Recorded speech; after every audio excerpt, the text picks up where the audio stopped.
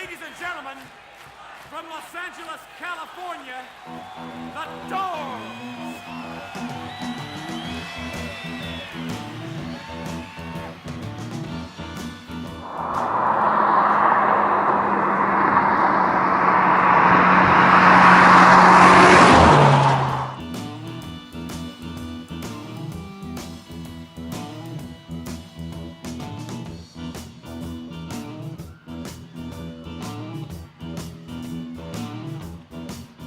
Keep your eye on the road, you hand upon the wheel. Morning. Hey everybody, it's Thursday morning, my day off, and I'm sporting my mountain driving flannel shirt today. Got to get in the mood to do up some mountain roads. So first things first, we're gonna get some gas and get the car washed before I get it all dirty. Check this out. Regular 69.9, premium 94 octane, 89 cents. Sweet.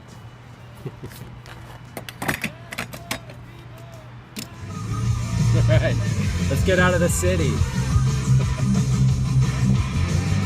Off. Everything off.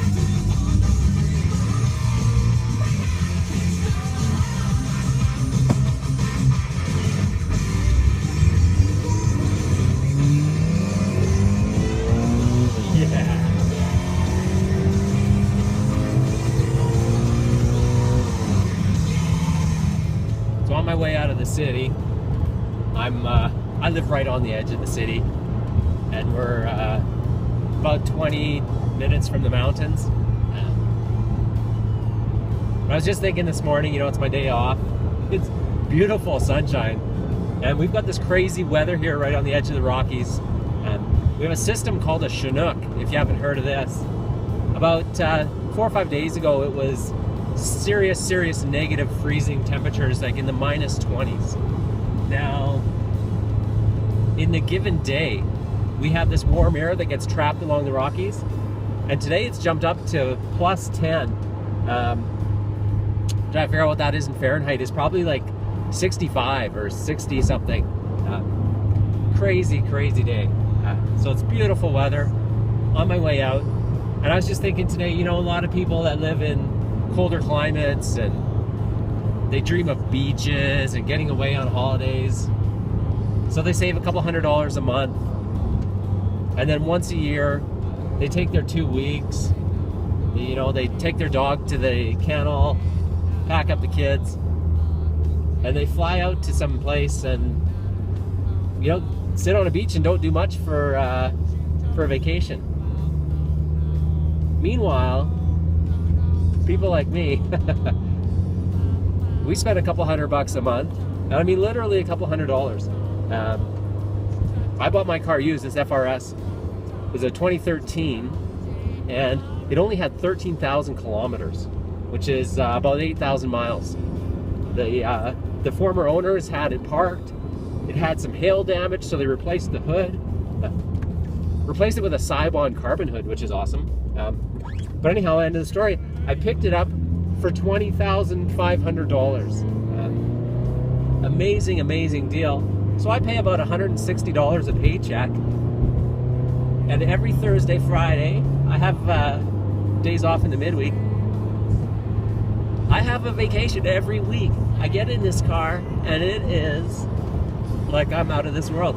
And just while I've been talking for about 2 minutes here, I'm already out of the city. So I'm on a little back road here, straight line to the highway, and this is it. I'm out.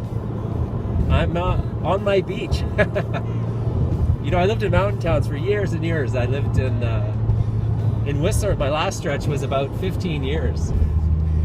And they used to have these stickers, and it said, "Life is a mountain, not a beach." I love those stickers. Maybe, I wouldn't put any stickers on my car unless they were racing stickers, but maybe I'll pick one up and put one inside somewhere, so you open up the glove box and you see it. But I love that attitude, wherever you are, that's your vacation. I've got a picture from a heli guide that used to take people heli skiing. and the pilot on the back of his helmet had a sticker on his helmet and it said, "My life is better than your vacation." And that, for me, I get it, you know, he's giving you the drive. That's the locals only talk. But isn't that an inspiration? Why not live that life? Why not have that thing that you love, that passion you have, and have it every day? And then every time you get a chance, you get a day off, the sun comes out, even in the middle of winter, you know, it's the end of January. It's a beautiful day. Get out there, enjoy it, love it, do your thing. This is what life is all about. So this morning we're gonna head out to one mountain pass, and another spot I know that one of my viewers actually sent me a tip and said, hey, go out on 22X to 22 South to Plumbers Road to a highway called the 762, which I think I know where it is. I kind of went on his directions once last week and I kind of got lost, but we'll try it again today. I'm gonna go to the other side of the road, so we'll hit definitely hit some mountain pass. We'll hit most likely some gravel roads. So any of you fussy people who spend more time cleaning your cars and, you know, doing rocket bunny kits and that kind of stuff, this may be painful for you because we're gonna get really dirty today. I watched last night a video, you know, I know all us YouTubers are like searching up our cars all the time. I watched Speed Academy. It's a Canadian group that works with Scion, built an FRS to do a crazy rally that's in Newfoundland of all places, and it's actually a road rally. And so they drive through towns, and I mean in the town, past the picket fence, and you know, in one scene they almost crashed into a car that's parked on the side of the road.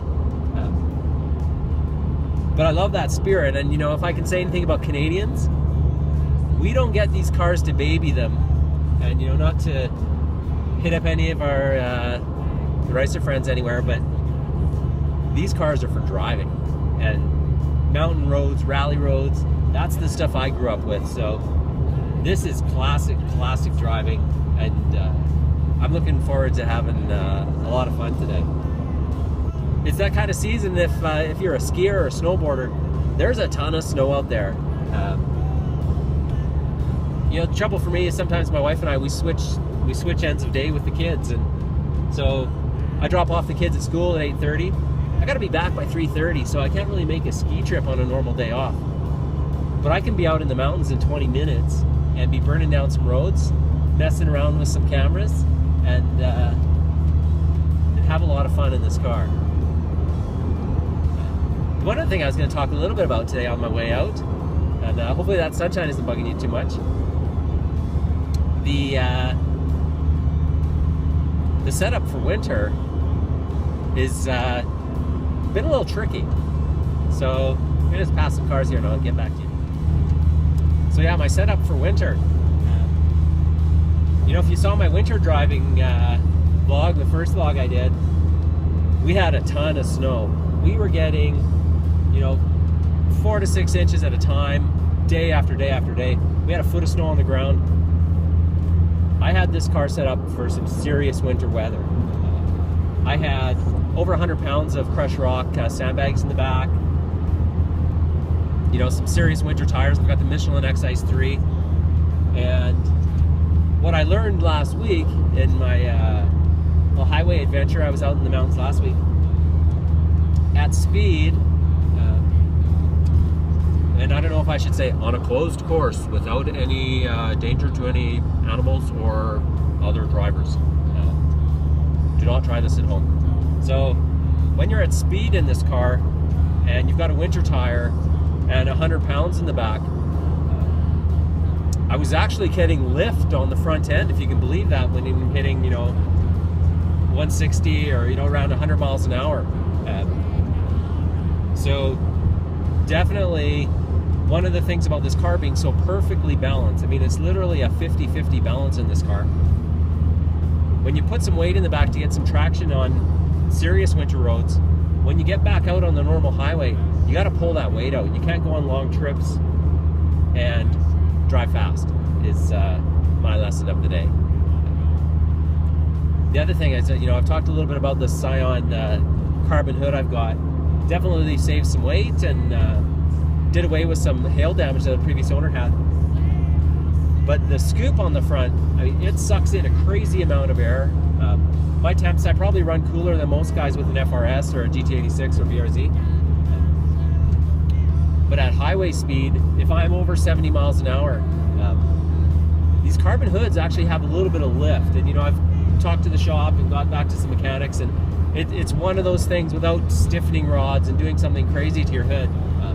You will see a little action with carbon pieces, that they do have some motion and at some speed, especially if you have a big scoop on the front. We'd love to hear from you Subi drivers. Do you find the scoop on the front, does it ever lift? Probably not with a steel hood, or some of the aluminum hoods out there are probably a little more reinforced than the carbon. But I had some interesting tracking going on last week. At speed, I was starting to get a little drift to my left, and I could see the lift, just over the dashboard in the hood. But had a chat with Dad, with my stepdad, and he used to be a rally racer, and he said, hey, you don't need that much weight all the time. That weight is for serious driving and serious winter conditions. So just a heads up if you got your winter setup.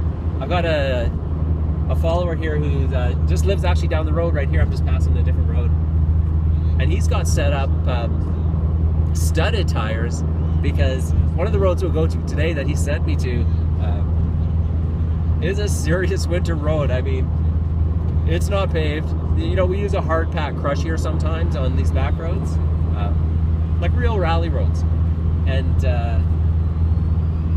you need a rally tire.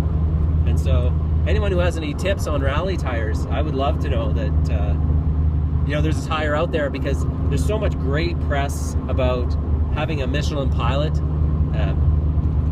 as a road tire and a speed tire, for their summer tires. The Pilot 2s are getting a lot of press right now. But I know, and I just know from my other cars and some experience I've had, I get that on the gravel, and I'm going to be in trouble, I think. So we'd love to hear some advice if anyone has any tips on tires that you can get off the beaten path. Because like I always joke, this is Canada, and it's not all paved. Meanwhile, in Canada, I've been driving for about 20 minutes, and get back in there. And here we are. This is Kananaskis Park. It's a park that runs along the edge of the Rockies. I don't know how long, honestly, a couple hundred kilometers probably. But there's at least 3 highways that enter into the park from the east that dead end only in the winter. And so we may or may not actually see another car today out here. And I can come out here, like I said, in about 20 minutes I'm out here. Just for the people like the